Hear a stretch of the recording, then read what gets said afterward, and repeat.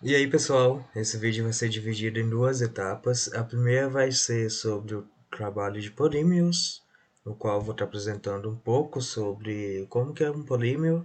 E a segunda etapa do trabalho vai ser um experimento que foi proposto para a gente, que é fazendo um biopolímero.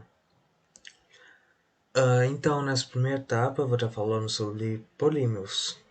E começando, o polímeros são materiais orgânicos ou inorgânicos, naturais ou até mesmo sintéticos, que possuem alto peso molecular, com um composto consistindo de um grande número de pequenas unidades moleculares, chamados de monômeros, nos quais eu vou explicar mais para frente como são, que são combinados quimicamente entre si e compõem dessa forma as macromoléculas. Eles são moldáveis por processos de compressão, transferência, injeção de ar e extrusão. São aplicados calor e pressão de forma junta ou independente. A matéria-prima dos plásticos geralmente é o petróleo, que é formado com uma complexa mistura de compostos. Sobre a palavra polímero, né? Ela vem do grego, né? Poli significando muitas e mel significando partes, muitas partes. Características principais. Ele é usado para isolamento térmico e elétrico, possui uma baixa massa específica e uma boa resistência à corrosão. Falando um pouco sobre a polimerização, esse é o nome dado ao processo no qual as várias unidades de repetição, os monômeros, reagem para gerar uma cadeia de polímero. Conforme vemos na imagem, ele sozinho representa um monômero e vemos que todo o conjunto de monômero forma um polímero. Classificação dos polímeros pela origem. Começando com os polímeros naturais, podemos citar a seiva da seringueira, né, a borracha natural, a celulose, que são fibras de árvores, proteínas e resina natural, como cola, vernizes. As paredes celulares das plantas e as estruturas vitais das plantas são compostas em grande parte de celulose. E durante séculos, nossas roupas foram feitas com algodão, que são feitas de celulose. Os polímeros sintéticos tem o celofane, a poliamida, que é o nylon, o polietileno, o plástico, poliestireno, o teflon, isopor, PVC e o polipropileno. Sobre uma das classificações que podemos fazer referente aos polímeros. Começando com compostos poliméricos, eles têm uma matriz polimérica e possuem cargas do tipo particuladas ou fibrosas.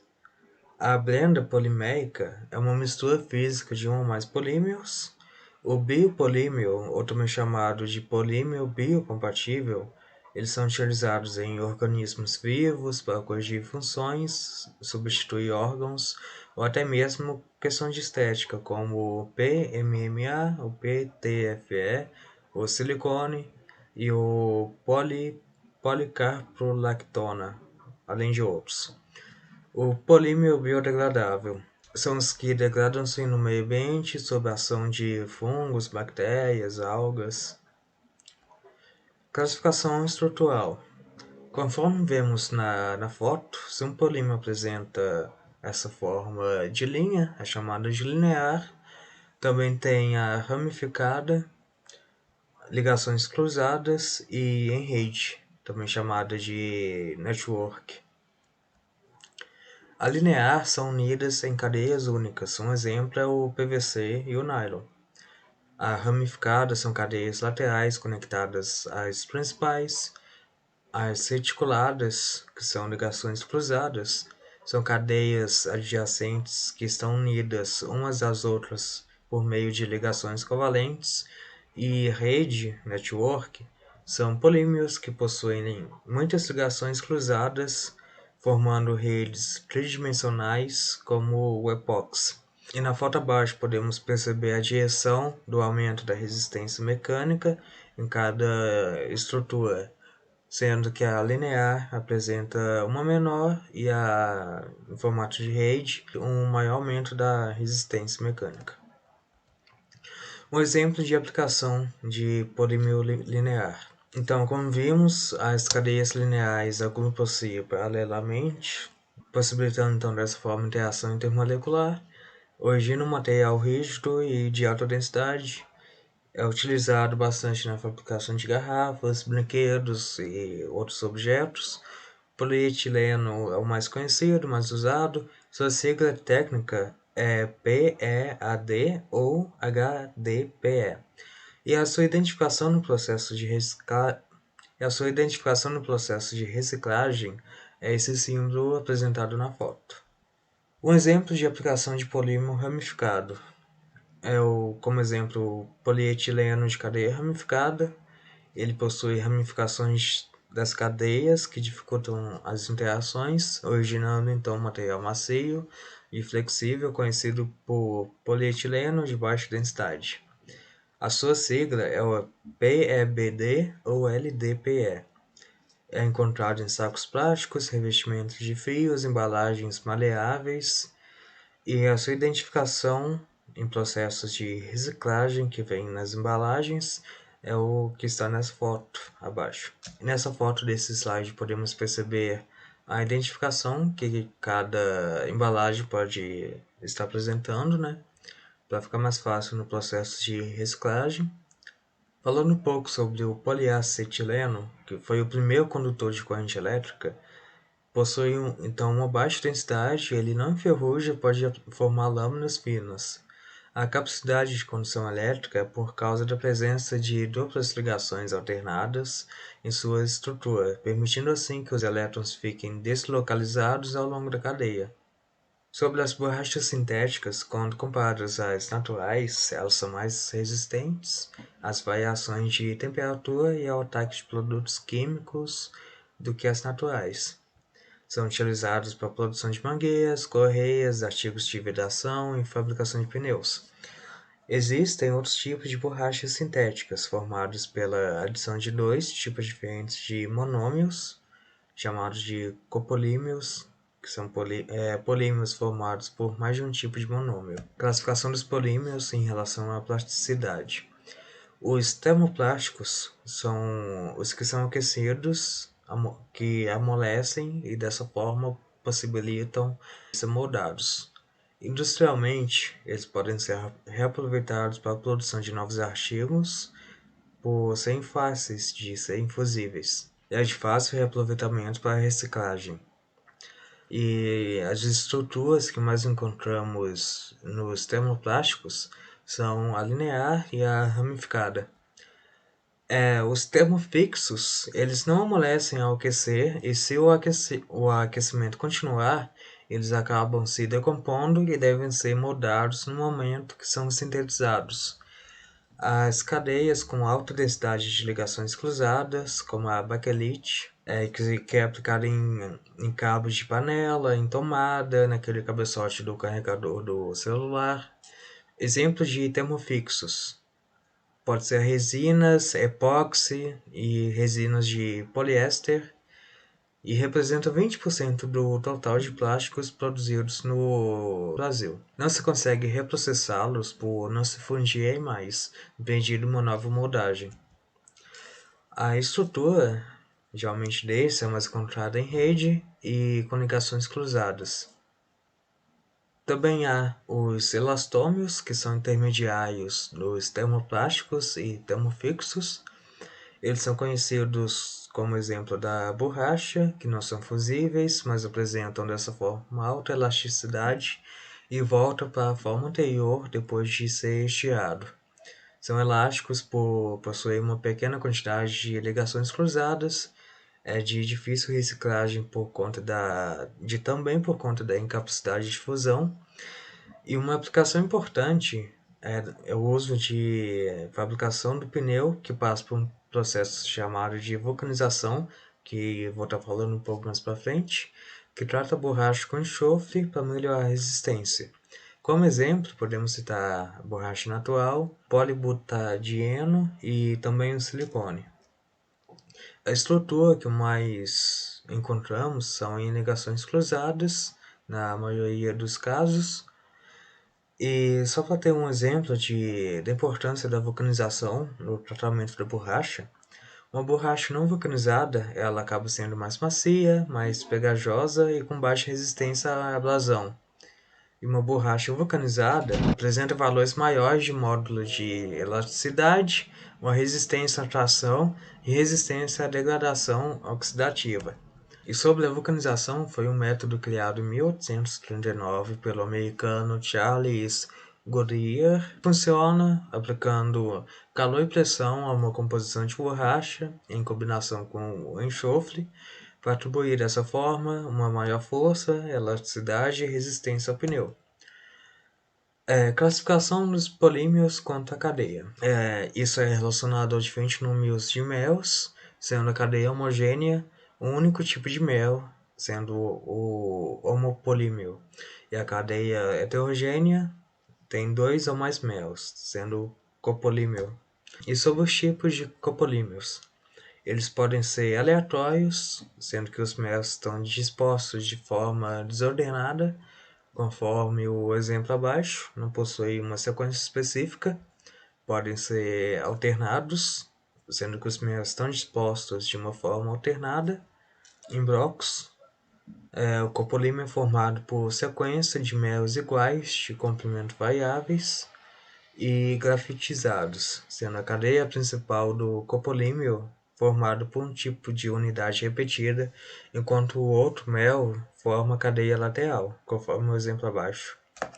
E aí, gente, no vídeo de hoje eu vou estar mostrando como fazer um polímero biodegradável, um plástico, como solução para estar substituindo o plástico que é produzido pelo petróleo, que é um recurso finito, que no meio ambiente demora até 500 anos para se decompor, ao contrário do plástico biodegradável, que leva de cerca de 6 a 7 meses para sumir completamente da natureza, sendo que assim bactérias e fungos podem se alimentar dele, e que, se aplicado em grande escala, poderia ser mais barato que o uso do petróleo na fabricação de plástico, e que ele poderia estar sendo usado para a confecção de adesivos, embalagem de frutas, legumes, ovos e até mesmo na produção de sacolas. Estou mostrando agora os ingredientes que nós vamos precisar para estar fazendo o nosso polímero biodegradável. Todos são ingredientes que podem ser facilmente encontrados em casa.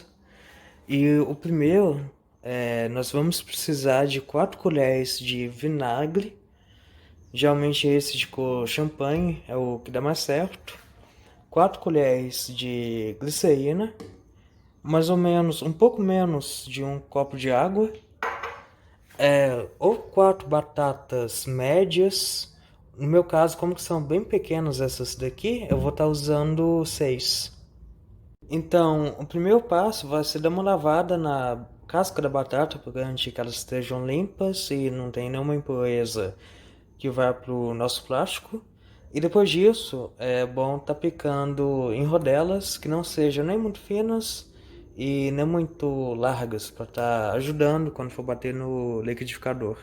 Também uma coisa que pode estar ajudando bastante, dependendo da potência do liquidificador e do tamanho dele também, é estar batendo aos poucos, porque se colocar tudo de uma vez pode empaçocar tudo e fica mais difícil de bater.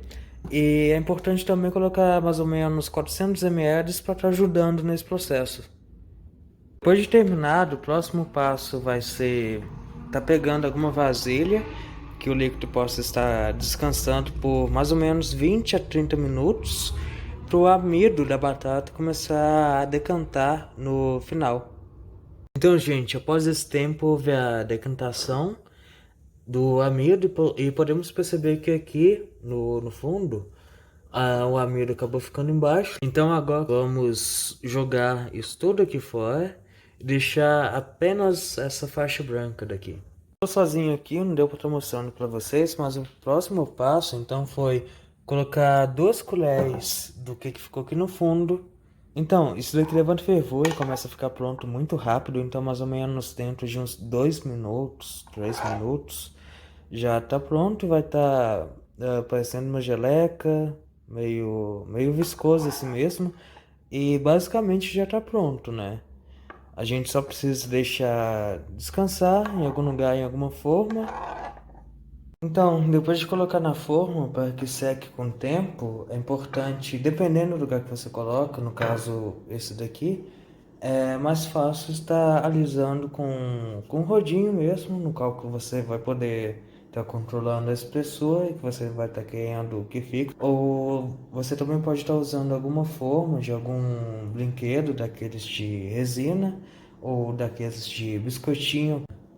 Esse experimento demora um pouco até ele secar, mais ou menos, dependendo da quantidade de água que você coloque, de 4 a 7 dias, que é o mais comum. E falando sobre um pouco sobre os ingredientes usados e a função dele no nosso plástico, então, o amido é como se fosse uma base que vai construindo o plástico. E a glicerina é utilizada para dar maior maleabilidade. O vinagre é utilizado porque algumas das moléculas no nosso plástico têm várias ramificações, o que atrapalha bastante na formação do plástico, né? E então o vinagre faz com que as moléculas fiquem tipo mais certinhas. Então, gente, depois de alguns dias deixando o nosso experimento secando, notamos que ele fica dessa forma. Ele não é muito resistente, ele é mais maleável, podendo fazer com outras espessuras e formatos, dependendo da finalidade. Eu não coloquei nenhum corante aqui nele, e ele acabou ficando dessa cor. Deixei ele mais tempo no fogo do que o recomendado, por isso que ele secou mais rápido. Eu deixei em média de uns 5 dias secando. Se eu não tivesse deixado tão no fogo assim, ele não tinha ficado com essa cor um pouco caramelizada, mas teria demorado muito mais para secar, por volta de 7 dias.